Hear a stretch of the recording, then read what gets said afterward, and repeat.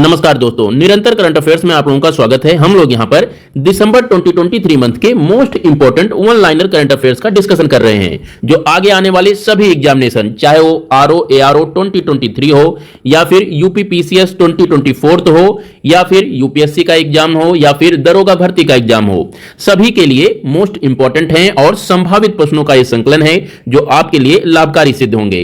इस कड़ी में हम लोगों ने 51 क्रम संख्या तक करंट अफेयर्स डिस्कस कर लिए थे। आज इसके आगे के करंट अफेयर्स डिस्कस करते हैं। तो यहां पर ध्यान दीजिएगा कि जल शक्ति मंत्रालय द्वारा दिल्ली में जल इतिहास उत्सव का आयोजन किया गया। इसे दिल्ली के महरौली स्थित शमसी तालाब और जहाज महल में आयोजित किया गया। नेक्स्ट करंट अफेयर्स के अंतर्गत याद रखिएगा कि जल शक्ति मंत्रालय ने आजादी के अमृत महोत्सव के भाग के रूप में पूरे देश में 75 प्राकृतिक जल विरासत संरचनाओं का चयन किया है। इन 75 प्राकृतिक जल विरासत संरचनाओं की पहचान करने के लिए आर मिश्रा की अध्यक्षता में एक समिति का गठन किया गया था। यहां से आपको ये 75 फैक्ट याद रखना है। पूछा जा सकता है कि जल शक्ति मंत्रालय द्वारा आजादी के अमृत महोत्सव के भाग के रूप में कितने प्राकृतिक जल विरासत संरचनाओं का चयन किया गया है। उसके साथ ही साथ ये आर मिश्रा कमेटी याद रखिएगा। इसी कमेटी के संस्तुति पर इन 75 प्राकृतिक जल विरासत संरचनाओं का चयन किया गया है। नेक्स्ट करंट अफेयर्स के अंतर्गत याद रखिएगा कि आरबीआई अर्थात रिजर्व बैंक ऑफ इंडिया और बैंक ऑफ इंग्लैंड ने सूचना के आदान प्रदान के लिए एक समझौते ज्ञापन पर हस्ताक्षर किया है।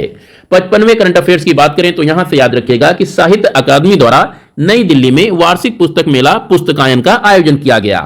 Next one liner current affairs के अंतर्गत याद रखिएगा कि दुनिया की तीसरी सबसे बड़ी जहाज प्रबंधक कंपनी सिनर्जी मरीन ग्रुप को ship manager of the year 2023 पुरस्कार से सम्मानित किया गया है।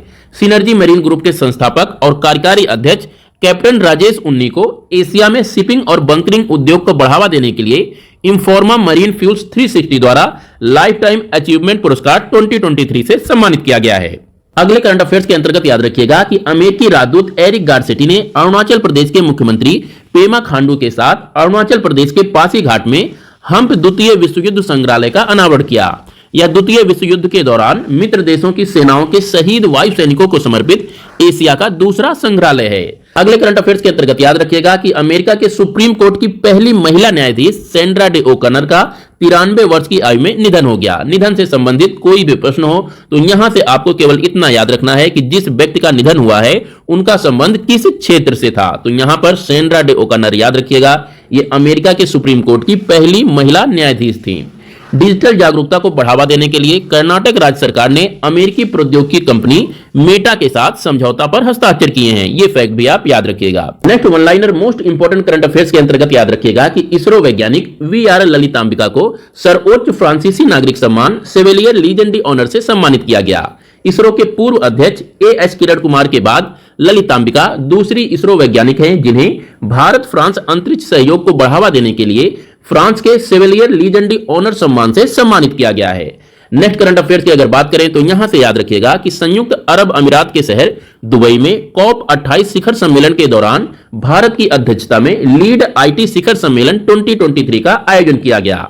इसी के साथ ही लीड आईटी 2.0 को भी लॉन्च किया गया।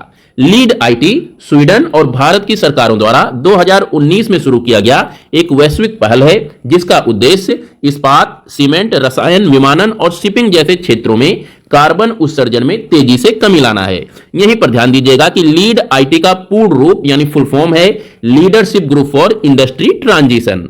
अगले करंट अफेयर्स के अंतर्गत याद रखिएगा कि खादी और ग्रामोद्योग आयोग द्वारा गुजरात के अहमदाबाद में खादी माटी कला महोत्सव 2023 का आयोजन किया गया, जिसका शुभारंभ या उद्घाटन भारत के गृह मंत्री अमित शाह द्वारा किया गया था। अगले करंट अफेयर्स के अंतर्गत याद रखिएगा कि भारत सर्वाधिक मतों के साथ अंतरराष्ट्रीय समुद्री संगठन के द्विवार्षिक कार्यकाल के लिए निर्वाचित हुआ है। 175 सदस्यों वाले अंतरराष्ट्रीय समुद्री संगठन अर्थात इंटरनेशनल मैरीटाइम ऑर्गेनाइजेशन का मुख्यालय लंदन में अवस्थित है। भारत इस संस्था के लिए 2024 और 2025 के लिए निर्वाचित हुआ है। इंडोनेशिया के सुमात्रा द्वीप पर मरापी ज्वालामुखी के फटने के कारण उत्पन्न राख की बारिश से बुकिटिंगी शहर बुरी तरह प्रभावित हुआ। तो यहां से आपको यह बुकिटिंगी शहर याद रखना है। पूछा जा सकता है कि ज्वालामुखी फटने के कारण अभी हाल ही में बुकिटिंगी शहर अधिक प्रभावित रहा, यह किस देश में अवस्थित है। तो यहां से इंडोनेशिया का मरापी ज्वालामुखी और बुकिटिंगी शहर याद रखिएगा। इसी के साथ ही साथ यह भी याद रखिएगा कि आइसलैंड के रेक्जेंस प्रायद्वीप में ज्वालामुखी विस्फोट के कारण इमरजेंसी की घोषणा की गई है। लावा प्रवाह के कारण ग्रिंडाविक शहर से लगभग 4000 लोगों को सुरक्षित बाहर निकाला गया है।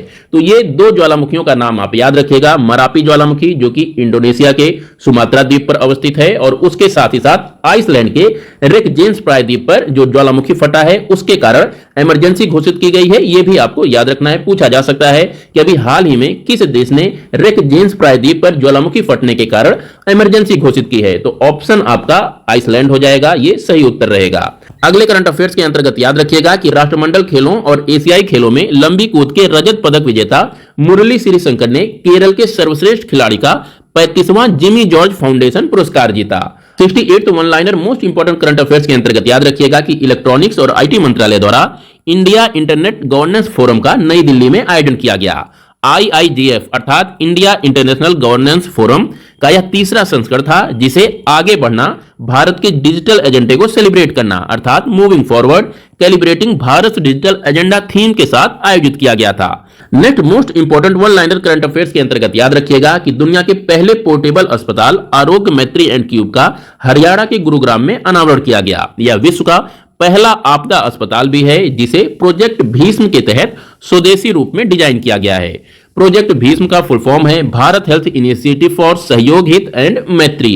ये इनिशिएटिव रक्षा मंत्रालय द्वारा चलाया जा रहा है और उसी ने दुनिया के इस पहले पोर्टेबल अस्पताल का निर्माण किया है। तो दोस्तों, आज थे ये आज के most important one liner current affairs. कल फिर मिलते हैं दूसरी वीडियो में, तब तक के लिए नमस्कार। और अभी तक अगर आपने चैनल सब्सक्राइब नहीं किया है, please subscribe, like and share करें। नमस्कार।